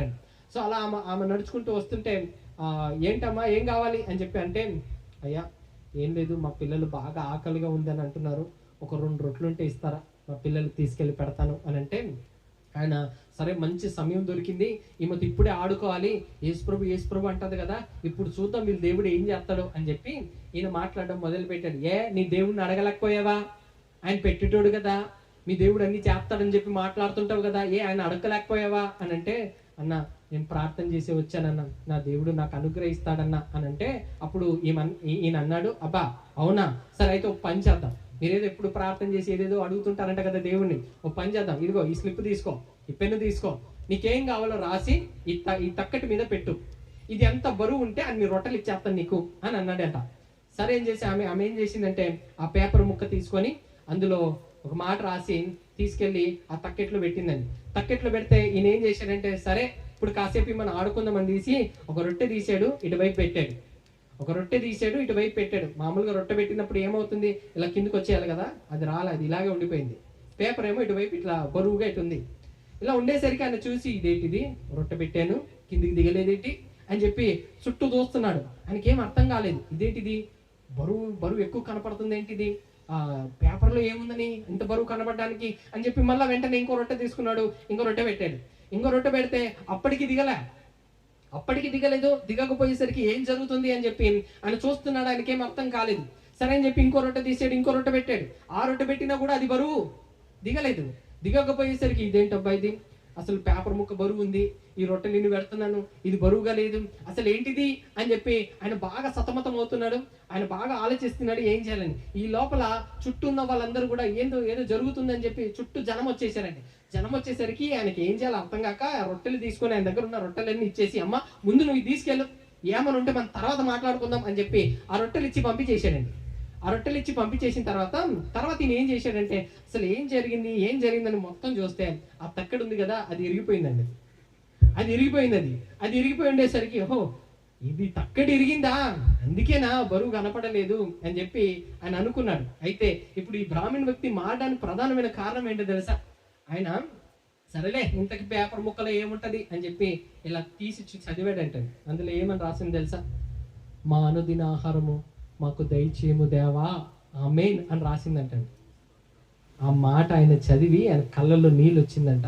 ఎందుకు తెలుసా, ఆయన ఎందుకు మారాడంటే, అరే నేను ఒక్క రొట్టె కూడా ఇవ్వకుండా ఆమెను హేళన చేసి పంపించేద్దాము అని అనుకున్నాను, అలాంటి ఆమెకు దేవుడు నాతోనే రొట్టెలు 1 కాదు 2 కాదు, ఆమె మా అనుదిన ఆహారం నేడు మాకు దయచేయమని రాసింది, నా దగ్గర ఉన్న రొట్టెలన్నీ ఆమె దగ్గరికి ఇచ్చేటట్టుగా దేవుడు చేశాడంటే, నిజంగా వీళ్ళ దేవుళ్ళు శక్తి ఉందని ఆయన మనసుకు అనిపించి, అప్పుడు ఆమెను కలిసి, అమ్మ యేసు ప్రభు గురించి చెప్తామంటే, అయ్యగారు మా పాస్టర్ గారు ఉన్నారు, మా పాస్టర్ గారి దగ్గరకు రండి, ఇంకా బాగా చెప్తాడు, యేసు ప్రభువే నిజ దేవుడు, ఆయనే రక్షకుడు, ఆయన ద్వారానే పరలోకం వస్తుంది అని ఈమె చెప్పింది. ఈమె చెప్పడంతో ఆయన చర్చికి వెళ్ళాడు.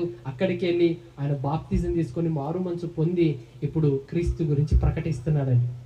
క్రీస్తు గురించి ఒక బ్రాహ్మణ వ్యక్తి ఒక హేళన చేయాలని అనుకున్నాడు, ఆకలి కోసం వచ్చిన ఆమెను ఏడిపించి వెనక్కి పంపించాలని అనుకున్న వ్యక్తి తన మనసు మారి ఈరోజు క్రీస్తు గురించి ప్రకటిస్తున్నాడు. ఇదంతా ఎందుకు జరిగింది చెప్పండి, ఆవిడలో ఉన్న విశ్వాసం కాదంటారా ప్రియులారా? విశ్వాసమే కదండి ఆమె నిలబెట్టింది. అరుచుచున్న కాకి పిల్లకి ఆహారం పెట్టే దేవుడు నీకు పెట్టడా? ఎన్నో సమస్యలు, ఎన్నో కష్టాలు నీకున్నాయని చెప్పి ఇది జరగదేమో, కాదేమో అని అనుకుంటున్నావా? వద్దండి, ఎప్పుడు అలా అనుకోకండి. దేవునికి సమస్తము సాధ్యం. అయితే ఆ పరిస్థితుల గుండా ఎందుకు తీసుకెళ్తాడంటే, ఆ సమస్యల గుండా ఎందుకు తీసుకెళ్తాడంటే, ఆ సమస్య నుంచి దేవుని నామానికి కీర్తి రావాలండి. ఆ సమస్య నుంచి దేవుని నామానికి హెచ్చింపు రావాలండి. ఆ నామానికి ఆ ఘనత, ఆ హెచ్చింపు రావడం కోసమే ఆ సమస్యల గుండా తీసుకెళ్ళి తర్వాత ఆ సమస్యల నుంచి దేవుడు మీకు విడుదలిస్తాడు. సమస్య వచ్చినప్పుడు కృంగిపోకండి ప్రియులారా. సమస్య వచ్చినప్పుడు బాధపడకండి. ఏమో నీ విశ్వాసము ద్వారా ఇంకొకరిని క్రీస్తులోనికి నడిపించడానికి దేవుడు ఆ సమస్యను పంపించాడేమో. నీకున్న ఇబ్బందులు, నీకున్న ఆటంకాలు, నీకున్న సమస్యలు, వీటి నుంచి వేరే వాళ్ళకి దేవుని మార్గం బోధించడానికే దేవుడు వాటిని కలగజేశాడేమో. నీ విశ్వాసం స్థిరంగా ఉన్నప్పుడు దేవుడు గొప్పగా ప్రకటించబడడానికే దేవుడు ఆ సమస్యలను పంపించాడేమో. కాబట్టి ఆ సమస్యలు ఎప్పుడు కూడా మంచిదే అని అనుకోండి. మనకు ఒక అడ్వర్టైజ్మెంట్ వస్తుంది, మరక మంచిదే, సమస్య మంచిదే. సమస్య వచ్చిందని ఏడవకూడదు. ఈ సమస్యలో నాకు తెలుసు నా దేవుడు ఎర్ర సముద్రాన్ని పాయలు చేశాడు కాబట్టి మోషే వలె అదే విశ్వాసంతో నేను ఉంటాను. నా సమస్యలని తీర్చే దేవునికి మహిమ కలుగును గాక, ఆమేన్ అన్నట్టుగా బ్రతికేయాలి మనం. ఎప్పుడైనా జీవం గల దేవుని మాటలు ఉన్నాయండి. ఈ మాటలు పట్టుకొని ప్రార్థించండి. దేవా, ఆనాడు ఎర్ర సముద్రాన్ని చీల్చావు, ఈరోజు నా ముందు కూడా ఎర్ర సముద్రం లాంటి సమస్య ఉంది కాబట్టి నువ్వే చీల్చవయ్యా, నువ్వే మార్గం తెరవయ్యా, నువ్వే మాకు దారి చూపించవయ్యా అని మనం ప్రార్థించామనుకోండి, దేవుడు ఖచ్చితంగా నీ కొరకు ఒక అద్భుతాన్ని చేయబోతున్నాడు. దేవుడు అన్నాడు, అవిశ్వాసం ఉందా, నేను స్వస్థత పరచను. అవిశ్వాసం ఉందా, నేను అద్భుతాలు చేయను. అవిశ్వాసం ఉందా, మీరెప్పుడు నా క్రియలు చూడలేరు. అవిశ్వాసం ఉన్న తోట దేవుని కార్యాలు జరగవు. రాసి పెట్టుకోండి.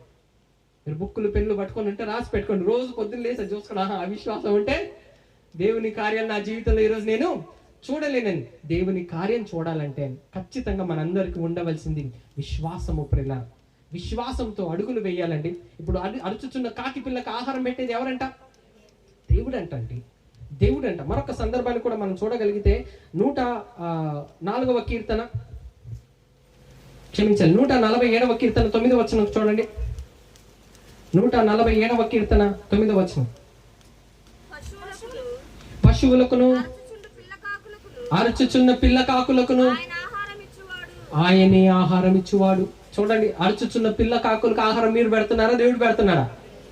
దేవుడే పెడుతున్నాడండి. మనం పట్టించుకోకపోయినా దేవుడు వాటి గురించి పట్టించుకుంటున్నాడు. దేవుడు ఏం నేర్పిస్తున్నాడో తెలుసా? ఎవరు నిన్ను పట్టించుకున్నా పట్టించుకోకపోయినా నిన్ను పట్టించుకునే దేవుడనైనా నేనున్నాను. భయపడకండి. జీవితంలో ఎంత పెద్ద సమస్యలు వచ్చినా భయపడకండి. ఆ సమస్యలు దేవుడు ఉన్నాడన్న ఒక్క ధైర్యం చాలండి ఈ లోకంలో బ్రతకడానికి. ఈ లోకంలో గొప్పగా జీవించడానికి దేవుడు ఉన్నాడన్న ఒక ధైర్యం చాలు. ఎక్కువగా స్త్రీలకు కొన్ని చిన్న చిన్న సమస్యలు రాగానే ఎక్కువగా ఏడ్చేస్తారండి, ఎక్కువగా బాధపడతారండి, ఎక్కువగా కన్నీళ్ళు కార్చేస్తుంటారు. ఇంకా వాటర్ ట్యాప్ తిప్పినట్టు నీళ్ళు వచ్చేసినట్టు కళ్ళల్లో నుంచి అలా నీళ్ళు వచ్చేస్తుంటాయి. కానీ దేవుడు ఆ సమయంలో చూస్తాడండి, స్థిరంగా నిలబడిందా విశ్వాసంలో లేదా అని చూస్తాడు. అప్పుడు నీకు సర్టిఫికేట్ వస్తుంది, విశ్వాసివా అవిశ్వాస. నీ సమస్యను బట్టే నీకు సర్టిఫికేట్ వస్తుంది. సర్టిఫికేట్ నేను ఇవ్వను, దేవుడు ఇస్తాడు. దేవుడు ఇచ్చే సర్టిఫికేట్ నువ్వు విశ్వాసివా అవిశ్వాసివా, బిలీవర్వా నాన్ బిలీవర్వా అని. ఇప్పుడు వీళ్ళకి సర్టిఫికేట్ వచ్చేసింది. ఏంటి వీళ్ళకి సర్టిఫికేట్? ఇజ్రాయెల్ జనాంగానికి వచ్చిన సర్టిఫికేట్ ఏంటి? విశ్వాసులనా అవిశ్వాసులనా? అవిశ్వాసులు. ఎందుకు? దేవుడిని నమ్మలేదండి. దేవుడు ఏం చేయబోతున్నాడో, ఇప్పుడు దేవుడు మమ్మల్ని ఏ విధంగా ఆదుకోబోతున్నాడో అని చూడలేదు.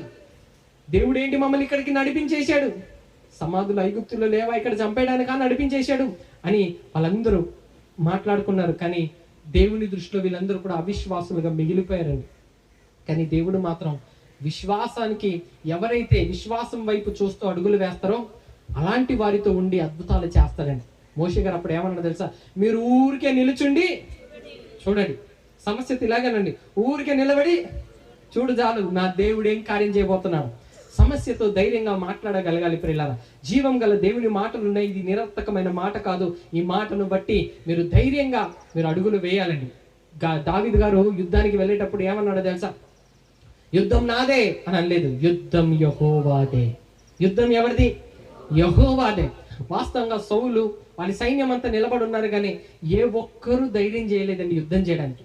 ఏ ఒక్కరు ధైర్యం చేయలేదు. ఎందుకు తెలుసా? భయపడ్డారు. దేన్ని చూసి? సమస్యను చూసి భయపడ్డారు. వాస్తవంగా అండి, ఇజ్రాయేలీలు గొప్పగా ఒక మాట చెప్పుకుంటారండి. యుద్ధానికి వెళ్ళేటప్పుడు వాళ్ళు ఒక మాట చెప్పుకొని వెళ్తారు. ఏమని తెలుసా? సైన్యములకు అధిపతి యెహోవా అని చెప్పుకుంటూ వెళ్తారండి. సైన్యానికి అధిపతి ఎవరు? యెహోవా. ఫిలిస్తీన్లు వాళ్ళ సైన్యం ముందు నిలబడితే ఇప్పుడు ధైర్యంగా మాట చెప్పలేకపోయారు. బైబిల్ ఉన్న ఆ మాటను ధైర్యంగా చెప్పలేకపోయారు. ఎందుకు తెలుసా? అవిశ్వాసం. సౌలు ఆత్మీయతలో నుంచి తప్పిపోయాడండి. తన రాజు అయిన తర్వాత 2 సంవత్సరాలు బాగున్నాడు, 3వ సంవత్సరం నుంచి అస్సలు బాగాలేదు, ఆత్మీయత బాగాలేదు, ప్రార్థన జీవితం వదిలేశాడు, దేవుని మహిమపరచడం వదిలేశాడు. కాబట్టి సమస్య వచ్చింది. ఫిలిస్తీన్లు వచ్చారు, యుద్ధానికి రెడీగా సిద్ధంగా ఉన్నారు.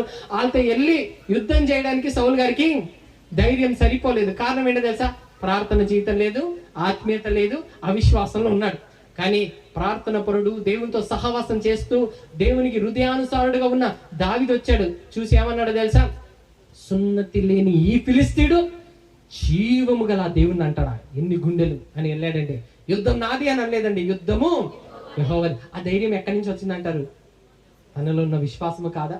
కాబట్టి సమస్య ఉన్నప్పుడు ధైర్యంగా చెప్పండి, యుద్ధం యెహోవాదే, దేవుడే చేస్తాడండి. సైన్యానికి అధిపతి ఎవరు చెప్పండి? సైన్యములకు అధిపతి ఎవరు? యెహోవాయే కదా, దేవుడే కదా. కాబట్టి ఆ దేవుడు నిన్ను నన్ను రక్షిస్తాడని, ఆ దేవుడు నిన్ను నన్ను కాపాడతాడని ఆ నమ్మకంతో మనము గనక అడుగులు వేస్తే అద్భుతమైన ఆశ్చర్య కార్యాలు జరుగుతుందని గుర్తుపెట్టుకోండి. దేవుడు ముందే అన్ని చెప్పడు.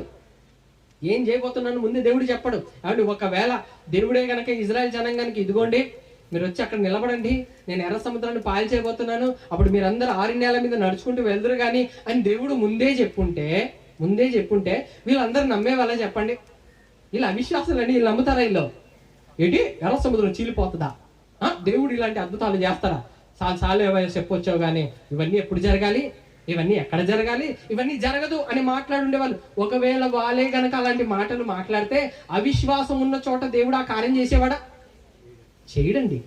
దేవుడు చేయడండి. అలా అవిశ్వాసంగా మాట్లాడే వాళ్ళ దగ్గర దేవుని కార్యం అనేది జరగదండి. కాబట్టి అవిశ్వాసం ఉన్న చోట దేవుని కార్యాలు జరగవు పిల్లలు. కాబట్టి దేవుడు చెప్పలే, మోషేకే చెప్పాడు. ఎందుకు తెలుసా? మోషే నా మాట నమ్ముతాడు. నేను ఉత్తముడని రుచి చూచి తెలుసుకున్నవాడు మోషే. నాకు ఎలాంటి కార్యాలు నాకు సాధ్యమో మోషేకి తెలుసు. కాబట్టి మోషేకే చెప్పాడు, నువ్వు కర్రెత్తు మోషే, పాయలు అవుతుందని. అంటే ప్రభా ఏం మాట్లాడుతున్నావు ప్రభా? కర్రెత్తడం ఏంటి, పాయలు అవడం ఏంటి? అసలు నువ్వు చెప్పేది ఏమన్నా నమ్మసక్యంగా ఉందా? అసలు నువ్వు ఇలా మాట్లాడుతున్నావు ఏంటి అని అనలేదండి మోషే గారు. అవునా ప్రభా, అద్భుతం చేయబోతున్నావా? నేను నమ్ముతున్నాను, నేను విశ్వసిస్తున్నాను. కర్రెత్తాడు, ఏమైంది? ఎర్ర సముద్రము పాయలైంది. నమ్మగలగాలి ప్రియులారా. విశ్వాసంతో నమ్మగలిగినప్పుడు దేవుని కార్యాలు మన జీవితంలో మనం చూడగలుగుతాం. అవిశ్వాసం ఉన్న చోట ఏ కార్యము జరగదు, జరగనేరదు. యేసు ప్రభు తన సొంతూరులోనే ఎక్కువ అద్భుతాలు చేయలేదంట. ఎందుకు ప్రభు నువ్వు అద్భుతాలు చేయలేదంటే నన్ను నమ్మట్లేదు. విశ్వాసం కలిగి లేరు కాబట్టే వాళ్ళకు ఈ ఆశ్చర్య కార్యాలు, అద్భుతాలు నేను చేయట్లేదు అని అన్నాడు. మన ప్రార్థనలు కూడా గుర్తుపెట్టుకోండి. అవిశ్వాసపు ప్రార్థన ఉన్నప్పుడు ఆ ప్రార్థనకు జవాబు రానే రాదు. ఏం అడిగినా ధైర్యంగా నిశ్చింతంగా అడగండి. 2 మనసులతో 2 తలంపులతో అడగండి. కాసేపు అవుతుందని, కాసేపు కాదేమోనని 2 తలంపులతో మీరు అడిగితే ఆ 2 తలంపులతో అడిగిన ప్రార్థనకు జవాబు రాదండి. దేవుడు ఎంత ధైర్యంగా ఒక మాట చెప్పాడు మనకు, అడుగుడి మీకేమి ఇవ్వను అని ఉందా బైబిల్లో?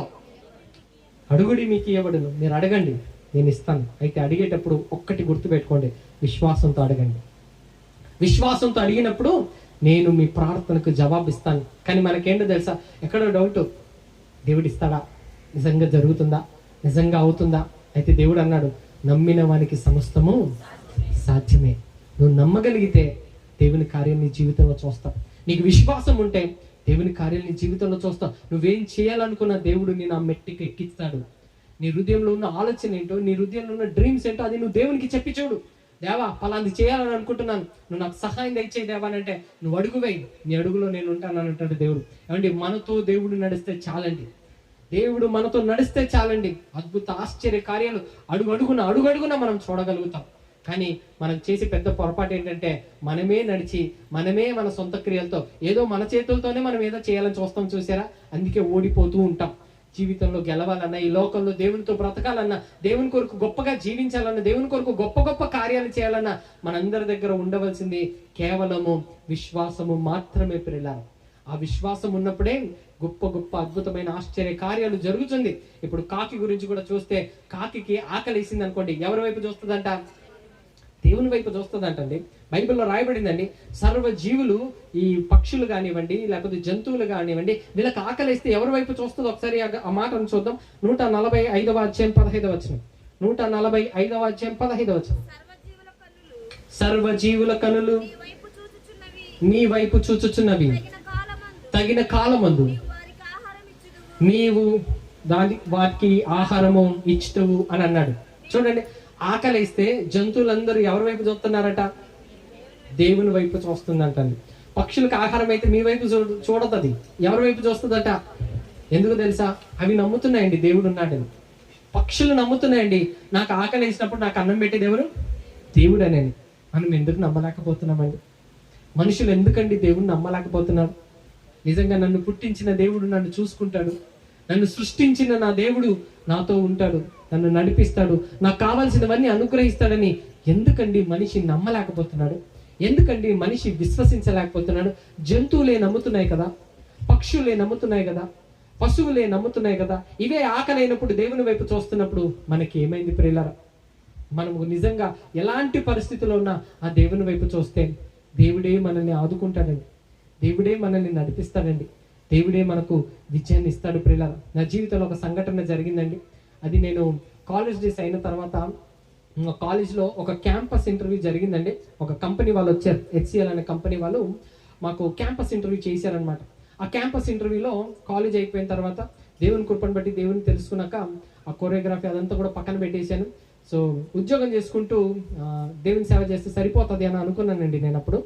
అలా అనుకుని క్యాంపస్ ఇంటర్వ్యూ వచ్చింది, పెద్ద కంపెనీ కదా, బాగుందని అనుకుని ఆ క్యాంపస్ ఇంటర్వ్యూలో అటెండ్ అయ్యామన్నమాట. సో దగ్గర మా క్లాస్లో 60 మంది ఉన్నారు. ఆ 60 మందిలో 4 రౌండ్లు పెట్టారు. ఆ 4 రౌండ్లో చివరికి వచ్చేసరికి 2 సెలెక్ట్ చేశారు. ఆ 2లో నేను ఒకడిని. సో దేవుని కృపను బట్టి ఆ జాబ్ నాకు సెలెక్ట్ అయింది, అంతా అయిపోయింది. సో అందరూ కూడా మంచి కంపెనీలో జాబ్ కొట్టేశాడు, మంచి కంపెనీ, మంచి ప్యాకేజ్, మంచి శాలరీ, ఇడికి అంతా బాగుందని అందరూ అనుకున్నారు. పైగా నేను కూడా అందరికి చెప్పుకున్నాను, HCLలో జాబ్ దొరికింది, HCLలో జాబ్ దొరికిందని. సరే అని చెప్పి 1 వీక్ ట్రైనింగ్ ఇచ్చారండి. ఆ 1 వీక్ ట్రైనింగ్కి వెళ్ళాను. ఆ ట్రైనింగ్ వెళ్ళిన తర్వాత జరిగింది ఏంటంటే, ట్రైనింగ్ అయిన తర్వాత క్లయింట్ లొకేషన్లో జాబ్ వేసారనమాట. జాబ్ వేసినప్పుడు ఏం చెప్పారంటే, సాటర్డే సండే వర్క్ చేయాలి అని అన్నారు. శని ఆదివారము పని చేయాలి, మీకు బుధవారం గురువారం సెలవు ఇస్తామని అన్నారు. నేనేమో దేవునితో అప్పుడు ఒక నిబంధన చేసుకున్నా. ఆ నిబంధన ఏంటంటే, ప్రభువా ఆదివారం ఎక్కడున్నా నీ సన్నిధిలో ఉంటాను, ఏమున్నా సరే నా జీవితంలో ఆదివారం మాత్రం నేను మిస్ చేయని, ఎక్కడున్నా నీ సన్నిధిలో ఉంటానని నేనేమో దేవునితో ఆ నిబంధన చేసుకున్నాను. ఇప్పుడేమో ఉద్యోగం వచ్చింది. ఈ ఉద్యోగం ఏమో శని ఆదివారం లీవ్ ఇవ్వరంట, బుధవారం గురువారం ఇస్తాము అని అన్నారు. సో అలా చెప్పేసరికి ఏం చేయాలో అర్థం కాలేదండి. ఈ జాబులో ఉండాలా, జాబ్ వదిలేయాలా అర్థం కాలేదు. ఇప్పుడు నా చుట్టూ ఉన్న వాళ్ళందరూ మాట్లాడారు, ఏమన్నా తెలుసా? ఒక్క సంవత్సరం చేశారా, ఎక్స్పీరియన్స్ వచ్చాక తర్వాత కావాలంటే నువ్వు ఇంకో జాబ్ చూసుకోవచ్చు, ఎక్స్పీరియన్స్ ఉందనంటే ఇంకా నీకు తిరిగి ఉండదు కదా, అప్పుడు ఎక్కడ కావాలన్నా నువ్వు చూసుకోవచ్చు, నీకు మంచిగా ఉద్యోగం ఉంటుంది కదా, ఇంకా ఎక్స్పీరియన్స్ ఉంటే నువ్వు అప్పుడు కావాలంటే నీకు సాటర్డే సండే నువ్వు అడిగిన నీకు లీవ్ ఇస్తారు అని నా చుట్టూ వాళ్ళు చెప్పారు, నా బంధువులు చెప్పారు, నా మిత్రులు చెప్పారు, మా తల్లిదండ్రులు చెప్పారు, వీళ్ళందరూ చెప్పారనమాట ఇలా. కానీ నా మనసుకు దేవునితో నిబంధన చేసుకునేది ఎవరు? నేనే కదా. కాబట్టి నేను ఆ దేవునికి ఏమో ప్రార్థించుకున్నాను, ప్రభువా ఏం చేయాలని. సరే అని చెప్పి మేనేజర్ దగ్గరికి వెళ్ళాను. మేనేజర్ గారితో అడిగాను, ఏమండి మీరు 5 రోజులే కదా వర్కింగ్ డే పెట్టింది, నేను 6 రోజులు చేస్తా, కావాలంటే ఆదివారం మాత్రం నన్ను వదిలేయండి అని అన్నాను. వాళ్ళు ఏమన్నారు తెలుసా? ఫ్రెషర్వి నువ్వే వచ్చి ఇలా అడుగుతున్నావు ఏంటి, అసలు ఏమనుకుంటున్నావు నువ్వు? ఫ్రెషర్కి సండే లీవ్ ఇచ్చే పరిస్థితే లేదు, మీరు ఖచ్చితంగా ఉండి మీరు జాబ్ చేయాల్సిందే అని అన్నాడండి. ఇంకా సెకండ్ థాట్ పెట్టుకోలేదు. నేను ప్రార్థించుకొని వచ్చి నేనేమనుకున్నానంటే, అతను గనక సండే లీవ్ ఇవ్వకపోతే ఖచ్చితంగా ఉద్యోగం మానేయాలని ఫిక్స్ అయిపోయానండి నేను. కానీ చుట్టూ ఉన్న వాళ్ళు ఏమైనా ప్రెషర్ పెట్టారో తెలుసా? మంచి ఉద్యోగం, మంచి కంపెనీ, మంచి ప్యాకేజీ, ఎందుకు వదులుతాం? ఇప్పుడు చెప్పండి, ఇది శోధన కాదో చెప్పండి, సమస్య కాదో చెప్పండి. కానీ నాకు ఆ ఉద్యోగం ముందు నిజంగా ఆలోచించినప్పుడు దేవుని కంటే ఏది ఎక్కువ కాదు కదా మనకు. ఉద్యోగం ఏంటి, నా దేవుడు ఇది కాబట్టి దీనికి మించింది ఇస్తాడు అని అనుకున్నాను. అలా అనుకొని ఆయన రిక్వెస్ట్ చేశాను, ఆయన ఒప్పుకోలే. అయితే దాని తర్వాత నేను ఏం చేశానంటే, అలాగైతే నేను రాలేనండి అని అంటే, నువ్వు అలా మాట్లాడడానికి లేదు, మీకు వారం రోజులు మేము ట్రైనింగ్ ఇచ్చాము, ఇప్పుడు నువ్వు రావంటే మేము ఎక్కడికి పోవాలి, నువ్వు ఖచ్చితంగా నువ్వు ఆఫీస్కి రావాల్సిందే అని అన్నారు. అప్పుడు నేను అయితే ఒక్క సండే వదిలేయండి సార్ అని అన్నాను. కుదరదని అన్నాను. కనీసం 3 గంటలైనా టైం ఇవ్వండి సార్, అలా చర్చికి వెళ్ళేసి వచ్చేస్తానంటే, ఏంటయ్యా ఏ జనరేషన్లో ఉన్నావు నువ్వు, ఇప్పుడు పట్టుకొని చర్చ అని అంటున్నావు అని అన్నారండి. ఇది ఎప్పుడు తెలుసా? ఇప్పుడు కాదు, 2010లో జరిగిన సంఘటన ఇది. 2010 మీరు ఆలోచించండి, అది సుమారు 14 సంవత్సరాలు అయిపోయింది. అప్పట్లోనే ఏమన్నా తెలుసా, ఏ జనరేషన్లో ఉన్నావు నువ్వు, ఇప్పుడు పట్టుకొని దేవుడు దేవుడు దేవుడు అని అంటున్నావు నువ్వు, కాబట్టి ముందు జాబ్ చూసుకో అన్నట్టుగా మాట్లాడారు. కాదండి, కుదరదండి అని అన్నాను. సరే, ఆయనకు అర్థమైపోయింది నేను ఎలాగో ఇంకా రాడనని. తర్వాత ఏం చేశానంటే, వచ్చిన తర్వాత రిజిగ్నేషన్ పెట్టేశానండి. రిజిగ్నేషన్ పెట్టేస్తే మళ్ళీ పిలిచారు. మళ్ళీ పిలిచి, చూడవయ్యా నేను మీకు ఇంత చేసి ఇంత సపోర్ట్ చేసాము, మీరు ఇప్పుడు వదిలేసి వెళ్ళిపోతే ఎలా అని అంటే, ఒక్క సండే అని అన్నాను. కుదరదని అన్నాను. సారీ సార్ నేను రాలేనని చెప్పి ఇంకా వెళ్ళలేదండి, ఉద్యోగం వదిలేసాను. సరే, ఉద్యోగం వదిలేసాను. అప్పుడు నాకు కొంచెం గర్వం ఎక్కువగా ఉండేదండి. ఏ విషయం అంటే, నాకేం తక్కువ, బాగా చదువుకున్నాను, ఇది కాకపోతే ఇంకో ఉద్యోగము అని కొంచెం గర్వంలో ఉండేవాడిని నేను. నిజంగా గర్వం అంతా అంచేసాడండి దేవుడు. ఏం చేశాడో తెలుసా, ఆ ఉద్యోగం పోతే పోయిందిలే, ఇది కాకపోతే ఇంకో కంపెనీ అన్నట్టుగా ఉన్నాను నేను. అలా ఉన్నప్పుడు నిజంగా అండి పెద్ద పెద్ద కంపెనీలన్నిటికీ ఇంటర్వ్యూ ఇచ్చాను. సుమారుగా 3 నెలలు పెద్ద పెద్ద కంపెనీలన్నీ తిరిగా. ఎక్కడికి వెళ్ళినా ఫస్ట్ రౌండ్లోనే అవుట్, ఎక్కడికి వెళ్ళినా ఫస్ట్ రౌండ్లోనే రిజెక్షన్. ఈ కంపెనీ ఏమో పెద్ద కంపెనీ, ఈ కంపెనీనేమో నేను అటెండ్ అవ్వడమే నన్ను సెలెక్ట్ చేసేసుకున్నారు, తీసేసుకున్నారు. నాకు ఆ కాన్ఫిడెన్స్తో, ఓవర్ కాన్ఫిడెన్స్ అనుకోవాలి, అప్పుడున్న ఆ ఓవర్ కాన్ఫిడెన్స్తో ఏ కంపెనీకి వెళ్ళినా వచ్చేస్తుందిలే అని అనుకున్నాను. కానీ వెళ్ళే కొద్దీ అన్ని ఆప్టిట్యూడ్ టెస్ట్లోనే వెళ్ళిపోయేదండి. అరే ఇన్ని కంపెనీలు తిరుగుతున్నాను, ఒక కంపెనీలో కూడా ఉద్యోగం రావట్లేదు ఏంటి అని చాలా ఆలోచించుకున్నాను. ఎక్కడికి వెళ్ళినా రిజెక్షన్ రిజెక్షన్ రిజెక్షన్ రిజెక్షన్. నిజంగా ఆ సమస్య వచ్చినప్పుడు అప్పుడు అనుకుంటు, దేవా ఏంటి తండ్రి ఇది, నాకేంటి సమస్య, నీకోసమే కదా జాబ్ వదిలేశాను, ఇదేంటిది, నాకు సాటర్డే సండే లీవ్ కావాలని చెప్పి, లేకపోతే సండే లీవ్ కావాలని కదా నేను వదిలేసింది, ఇదేంటిది నాకు ఉద్యోగం రావట్లేదని చెప్పి అప్పుడు చాలా బాధపడ్డానండి. ఎందుకు తెలుసా, ఇంట్లో ఉన్న వాళ్ళు కానీ, బయట ఉన్న వాళ్ళు కానీ, ఫ్రెండ్స్ కానీ అందరూ ఒకే మాట, ఏంటో తెలుసా, మంచి ఉద్యోగం ఏం చేశాడు వదిలే, ఇప్పుడు తిక్క కుదిరిందా అంటే చూసారా, మనల్ని అనడానికి మాత్రం రెడీగా ఉంటారు. అరే దేవుని కోసం అటు త్యాగం చేశారని ఒక్కడు అనలేదండి, దేవుని కోసం ఆడ ఉద్యోగం వదులుకున్నాడని ఒక్కరు అనలేదండి. మళ్ళీ వీళ్ళందరూ ఎవరు అనుకుంటున్నారు, క్రైస్తవ విశ్వాసులు. నన్ను అడిగితే పిశాచులు అని అన్నారు ఆ టైంకి. సో వీళ్ళందరూ కూడా ఏమని అన్నారంటే, నీకు మంచి జాబ్ ఇచ్చాడు, దేవుడే ఇచ్చాడేమో, నువ్వే పోగొట్టుకున్నావేమో, ఒక్క సంవత్సరం చేస్తే ఏమైపోతుంది, దాని తర్వాత నీకు ఇంకా మంచి ఉద్యోగాలు నువ్వు ఎత్తుకొని తర్వాత సండేస్ నువ్వు లీవ్ తీసుకొని ఉండొచ్చు కదా, నువ్వు ఎందుకు వదులుకున్నావు అని చాలా మంది అన్నారు. ఆ మూడు నెలల జాబ్ రాకపోయేసరికి పురుషులు బాగా అర్థమవుతుంది యవనస్తులకి, జాబ్ లేకపోతే ఇంట్లో ఉన్న వాళ్ళ పరిస్థితి ఎలా ఉంటుందో, ఇంట్లో వాళ్ళు ఎలా ట్రీట్ చేస్తారని. సో అలాంటి పరిస్థితులను నేను ఎదుర్కొన్నాను. కానీ ఆ సమస్యలు గుండా దేవుని ఎక్కువగా వెతికానండి. ఆ ఉద్యోగం పోయినప్పుడు దేవుని ఎక్కువగా వెతికాను. అలా ఇంకా నేను వెతుకుతూ ఎన్ని ఉద్యోగాలు అటెండ్ చేసినా నాకు జాబ్ రాలే. అప్పుడు నేను ఉపవాసం ఉండి ప్రార్థన చేశాను, ప్రభువా నేను నీ కోసం కదయ్యా ఈ కార్యం చేశాను, దయచేసి నలుగురిలో నన్ను సిగ్గుపరచొద్దు, విశ్వాసం ఉంటే ఏదైనా చేస్తానని నీ మాట ద్వారా నువ్వు సెలవిచ్చావు కదా అని ఉపవాసంతో భారంగా ప్రేయర్ చేశానండి. దేవా ఇదిగో నలుగురితో నేను నీ కోసం అవమానింపబడుతున్నాను, నీ సన్నిధిలో ఉండాలని నేను ఆ ఉద్యోగాన్ని వదిలేశాను, నువ్వు జ్ఞాపకం చేసుకో తండ్రి అన్నాడు. అబ్రహాము చేసిన ప్రార్థనను, ఇస్సాకు యాకోబులు చేసిన వాటిని నువ్వు జ్ఞాపకం చేసుకున్నావు కదా, అదేవిధంగా నా విషయంలో కూడా నీ కొరకు నేను ఏం చేశానో జ్ఞాపకం చేసుకొని అన్నాను. ఆ ప్రార్థన అయిపోయిందండి. వెంటనే కాల్ వచ్చింది, ఒక ఇంటర్వ్యూకి రమ్మన్నారు, మంచి కంపెనీ. వెళ్ళానండి. వెళ్తే 3 రౌండ్లు చేశారు, 3 రౌండ్లు అయిపోయింది, సెలెక్ట్ అయిపోయానండి. సెలెక్ట్ అయిపోతే నిజంగా నేను ఆఫర్ లెటర్ ఇచ్చారు. నేను ముందు ఆఫర్ లెటర్ చూడలేదండి, సాటర్డే సండే లీవా కాదా అడిగాను నేను. సాటర్డే సండే ఎందుకంటే దేవుని సన్నిధి కంటే ఏది ఎక్కువ కాదు, ఇది నేను తీసుకున్న నిర్ణయం అండి. ఇది సండే అయితే దేవుని సన్నిధిలో ఉండాలి, దేవునితో గడపకపోతే ఎందుకు ఆ ఉద్యోగం, దేవుని సన్నిధిలో ఉండకలేకపోతే ఎందుకు ఆ ఉద్యోగం అనే ఫీలింగ్ ఎక్కువగా ఉండేది. కాబట్టి ముందు వాళ్ళని అడిగింది ఏంటంటే, అండి సండే లీవా అని అడిగానండి. సండే లీవ్ అని అంటే వాళ్ళు ఉండి సాటర్డే సండే 2 రోజులు లీవ్ అని అన్నారు. ఓన్లీ దేవునికి స్తోత్రం అని అనుకున్నాను. అప్పుడు ఆఫర్ లెటర్ తీసుకున్నానండి.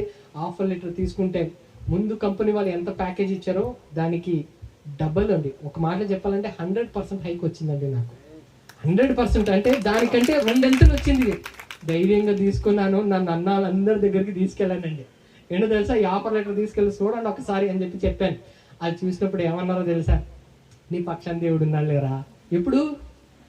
ఎప్పుడు కార్యం జరిగిన తర్వాత దానికి ముందు ఇది చూసావా, ఆ ఉద్యోగం దేవుడు ఇచ్చాడు, నువ్వే వదిలేసావు అని చెప్పి మాట్లాడారు. నాకు దగ్గర 3 నెలలు 3.5 నెలలు అయిపోయిన తర్వాత దేవుని కృపను బట్టి దేవుడు మంచి ఉద్యోగం ఇచ్చాడు. ఇంకా అక్కడి నుంచి దేవుడు ఇచ్చిన ఉద్యోగం అండి, నిజంగా చెప్పాలంటే దేవుడు గొప్పగా దీవించాడండి. అక్కడి నుంచి అంచులంచులుగా దేవుడు తీసుకెళ్లాడు, అంచులంచులుగా ఉన్నతమైన స్థానంలోకి తీసుకెళ్లాడు. వాస్తవంగా చెప్పాలంటే చాలా తక్కువ సమయంలో మేనేజర్ అయినండి కంపెనీకి. దేవుని కృపను బట్టి గొప్పగా దేవుడు దీవించాడు. సంవత్సరం దేవుడు హైక్లు ఇచ్చాడు. నేను నిజంగా చెప్పాలంటే ఆశీర్వాదం దేవుని చేతిలో నుంచి వస్తే ఇలా ఉంటుందేమో అని అనిపించింది, ఇలా ఉంటుందేమో అని. అంటే నేను ఇది నా పర్సనల్ ఎక్స్పీరియన్స్ నేను చెప్తున్నాను. విశ్వాసంతో మనం అడుగులు వేసినప్పుడు సమస్యలు ఉంటాయి.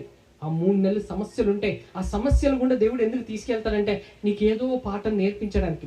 ఆ 3.5 నెలలు నాకు జాబ్ లేనప్పుడు నేను చాలా చాలా బాధపడ్డాను, కన్నీళ్ళు కూడా పెట్టుకున్నాను. ఎందుకు ప్రభువా, నీకోసం నేను వదులుకున్నప్పుడు నాకు ఎందుకు ఇలా చేసావని. కానీ ఇప్పుడు ఈ రోజు నాకు అర్థమవుతుందండి.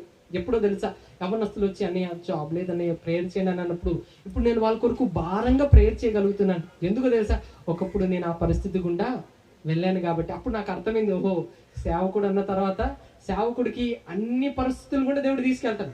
మీరు ఎదుర్కొనే ప్రతి సమస్య ముందు సేవకుడు ఎదుర్కొంటాడు తెలుసా.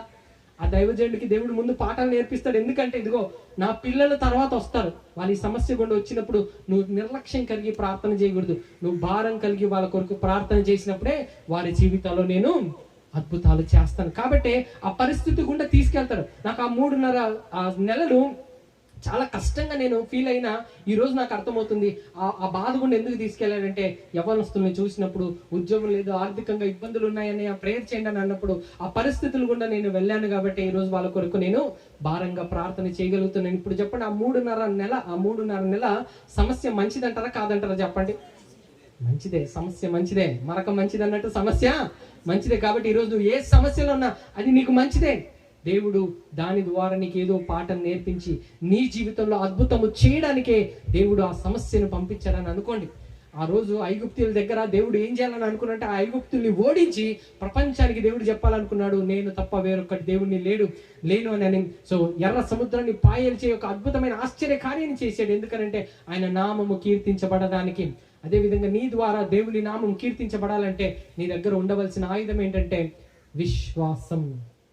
ఈ విశ్వాసం అనే ఆయుధం ఉన్నప్పుడే దేవుని కొరకు గొప్పగా మీరందరూ బ్రతకగలరు. ప్రియుల, దేవుని కొరకు గొప్పగా బ్రతకగలరు. కాబట్టి విశ్వాసంతో ముందుకెళ్ళండి. చాలా మంది స్త్రీలు వచ్చి అంటుంటారు, అన్నయ్య భర్త మారలేదు ప్రేయర్ చేయండి, నా భార్య మారలేదు ప్రేయర్ చేయండి, పిల్లలు మారలేదు ప్రేయర్ చేయండి. బహుశా మీకు కూడా అలాంటి ప్రేయర్స్ ఎక్కువగా ఉంటూ ఉంటాయేమో. అయితే ఎక్కువగా చాలా మంది అడుగుతుంటారనమాట. ఇలాంటి మాటలు అడుగుతున్నప్పుడు ఒకే మాట చెప్తుంటాను, విశ్వాసంతో భారంగా ప్రేయర్ చేయండి అని. అలాగేనండి అని చెప్పి వెళ్ళిపోతాం. ఏంటంట అలాగేనండి అని ఇంత సింపుల్గా చెప్పారేంటి? భర్త మారాలన్నప్పుడు ఎంత బాధ్యతగా, ఎంత భారంతో, ఎంత విశ్వాసంతో ప్రార్థన చేయాలండి. ఊరికే అలాగే అని అనుకుని ప్రేయర్ చేసేసి ప్రభా నా భర్తను మార్చుంటే అయిపోతుందా? దేవుడు ఎదురు చూస్తాడు. ఏంటో తెలుసా, నువ్వెంత విశ్వాసంగా ప్రార్థన చేస్తావో అంత బలంగా మీ ఇంట్లో ఉన్న వాళ్ళు రక్షణ పొందుకుంటారు. ఒకవేళ మీ ఇంట్లో ఉన్న వాళ్ళు రక్షణ లేకపోతే మీరు ప్రార్థన చేయాలండి, భారంగా ప్రార్థన చేయాలండి. పేతురు గారు ఒక మాట అన్నారు. ఏమన్నారు చూడండి, పేతురు గారు రాసిన మొదటి పత్రిక 3వ వచనం చూడండి. అక్కడ ఏమని రాయబడిందో? పేతురు గారు రాసిన మొదటి పత్రిక 3వ వచనం.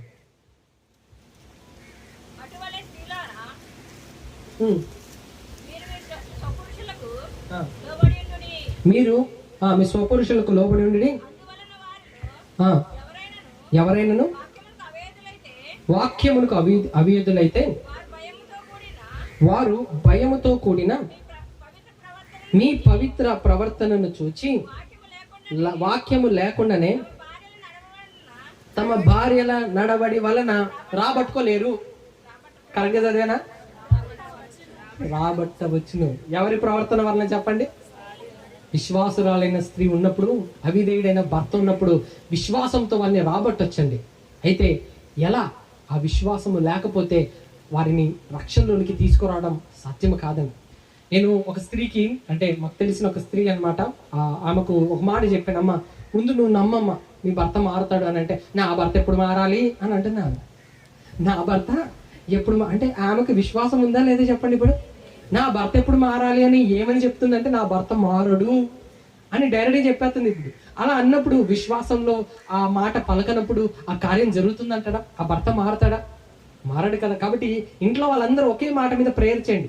పిల్లలు కానీ, భార్యలు కానీ, భర్తలు కానీ ఎవరైతే ఉన్నారో ఒక మాట మీద నిలబడి ప్రేయర్ చేయండి.